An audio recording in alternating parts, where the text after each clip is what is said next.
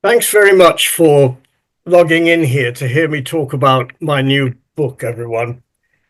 I'm going to say things that you will only hear right now and in this way. There's new stuff here that I will promise not to say anywhere else. First of all, I'm sure you'll be able to look at the cover of the book.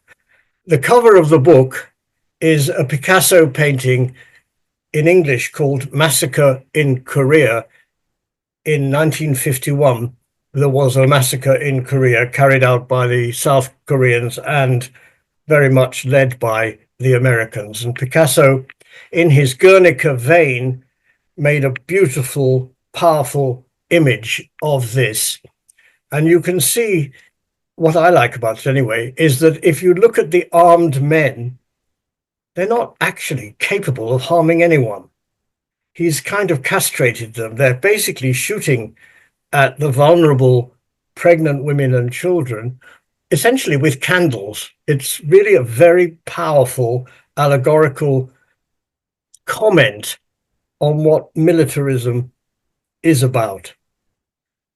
By the way, I was able to get this image because of a family connection. My grandfather was friendly with Sir Rowland Penrose, who for a long time, he's dead now, he founded the Institute of Contemporary Arts in London. Sir Rowland was Picasso's man, so to speak, for decades, wrote books about him, was his agent, all this kind of thing. So I was able to pull that one and got the image for nothing. I'm very, very excited about that. Anyway, to get to the book.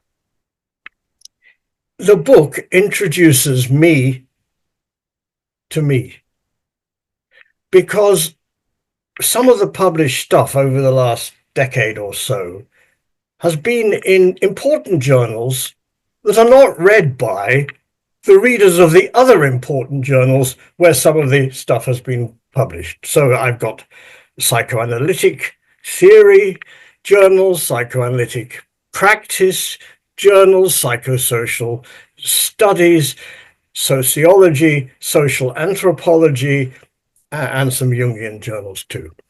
So I've never done this before. I never brought things together quite like this. It's very exciting. The book is divided into 5 sections. I'm going to present one chapter from each section in the next few minutes. The 5 sections are culture, politics, therapy, Jungian, and clinic. By the way, therapy means the therapy profession, clinic means the work we do.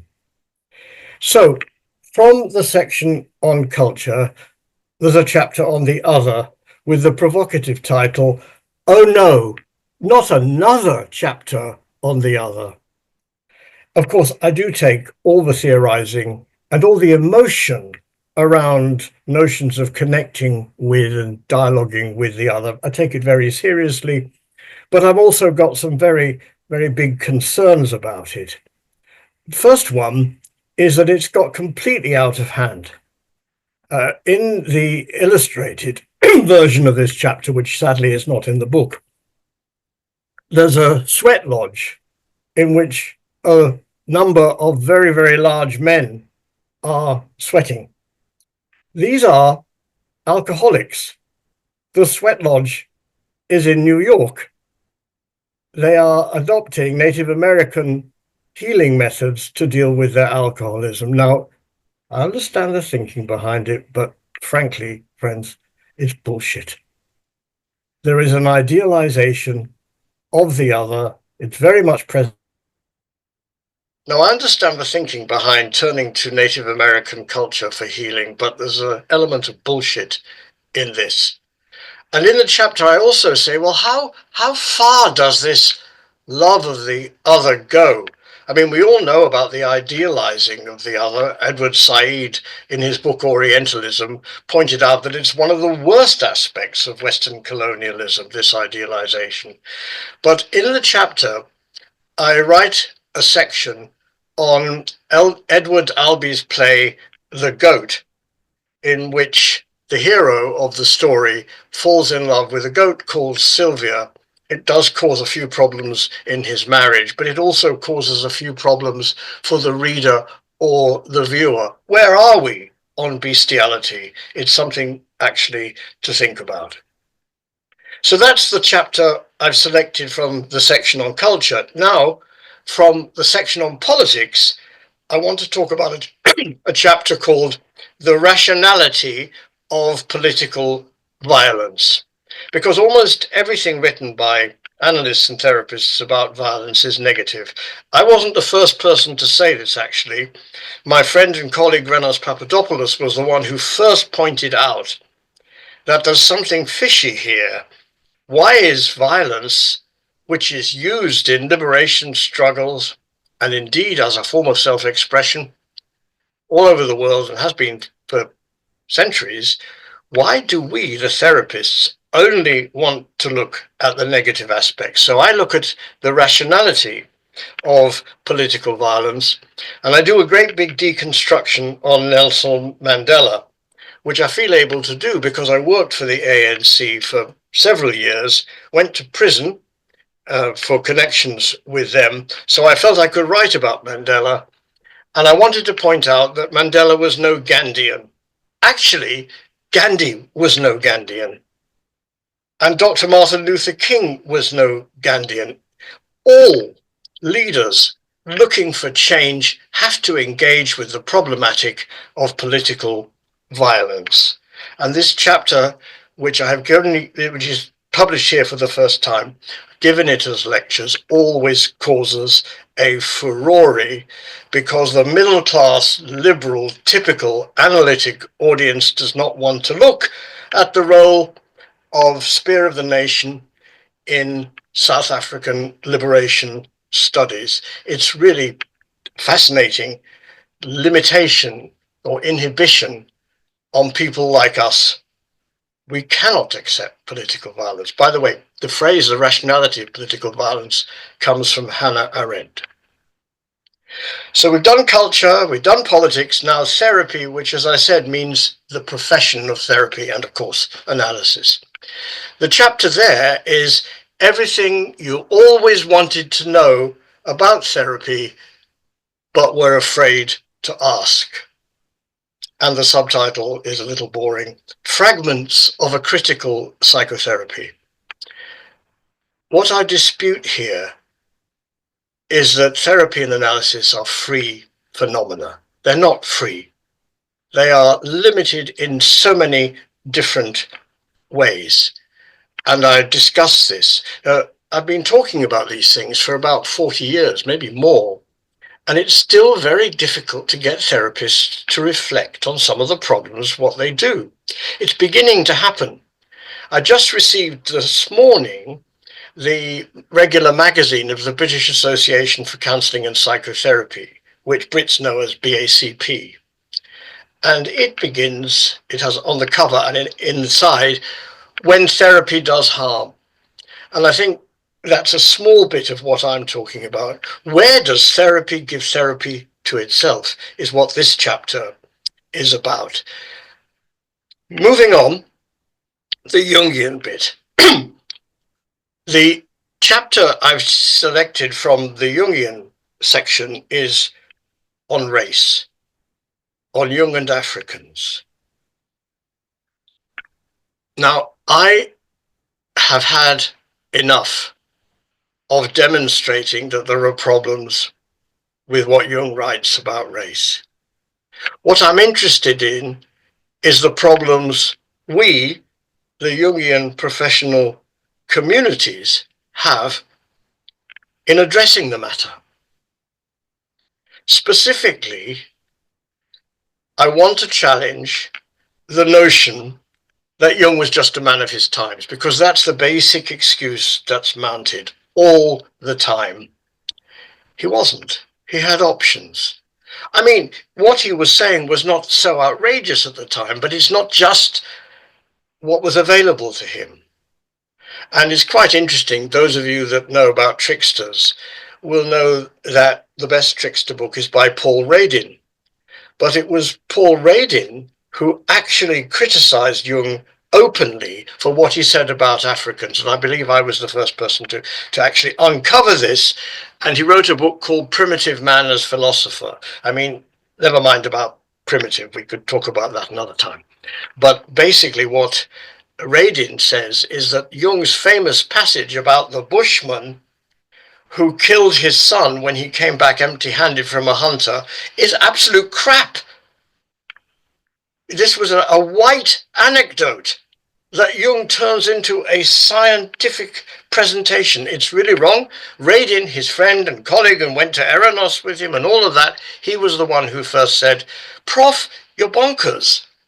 So in this chapter, I look at the problems with how we are managing Jungian race, not the problems that Jung had about race. For example, I was the instigator of an open letter about Jung and race and was criticized for many things. This letter, by the way, was signed by lots and lots of well-known Jungian analysts and scholars. It wasn't a petition. We only asked people we wanted to ask. Two of the criticisms about this. One, how dare you send your letter to psychoanalytic journals? Why? You're washing our dirty linen in public in front of our enemies. It got published in 10 psychoanalytic journals. The second criticism was, but what if our funders read this? What then? Okay, you get the general idea, folks. It's an article, a chapter about us. Next, from the bit section called Clinic, I present my ideas on the activist client. Now, I want to be clear here. I owe a huge debt of gratitude to Arthur Bohart, the famous humanistic psychotherapist, who developed the idea of the active client. I don't know where that's gone in the humanistic world, but in the analytic world, whether it's Jungian or psychoanalytic, it's simply not known about.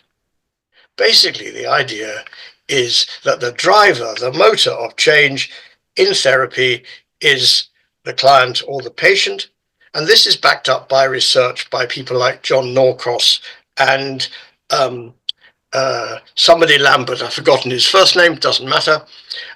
Basically, when you look at what makes therapy effective, it's where the client is before and during the therapy. The client's trajectory of change, which is John Norcross' phrase, is what's important. Analysts don't like this. I mean, I'm not saying that we think we are the key, but we don't realize how much the client is the key.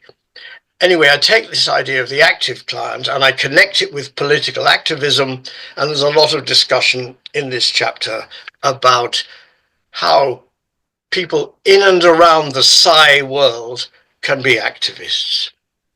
So that's the range of the book, as I say, introducing me to me, and I've explained about the cover. I want to say something about the 4 people who endorsed the book.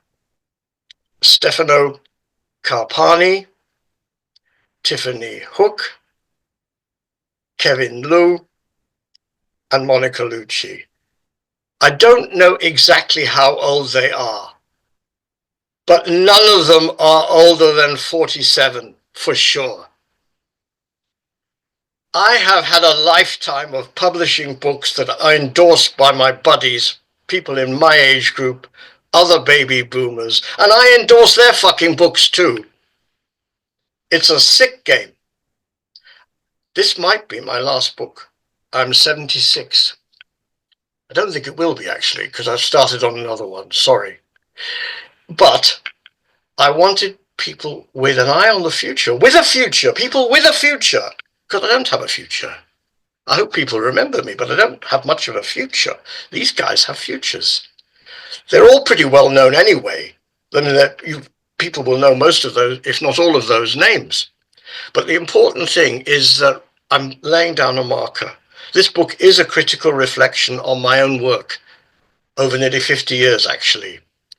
And these 4 endorsers, who have written the most incredible, and they actually read it. They read the book. I mean, I've done so many endorsements where I haven't read the bleeding book, not at all. I ask sometimes for the cover blurb or the original proposal, or even sometimes, don't tell anybody, I ask for a draft by the author. So the author writes an endorsement that I tiddle with and put under my name. This did not happen with these 4, let me say. So that's the end of what I want to say. Do I want you to buy the book? Well, come on, of course. But actually, as important, frankly, is it if you have any institutional connection at all, as a student, as a trainee candidate, as a teaching analyst, as a lecturer or professor, please get it into the library of your institution and tell them to buy 2 or 3 copies. That is the important thing about books. People say, why do you stay with Routledge? I mean, I've been with Routledge my whole writing career. I'm their consultant for the Jung list, and I have been since 1984, believe it or not. I stay with Routledge because their books get into libraries and their books stay in print. No, I've never had a book go out of print with Routledge since 1985. None. They're all there. So I think it's very important. I want to be in libraries. I mean, I don't mind if you want to buy a personal copy, actually, but get the damn thing into libraries. Thank you for listening. Thank you, Andrew. That's fantastic.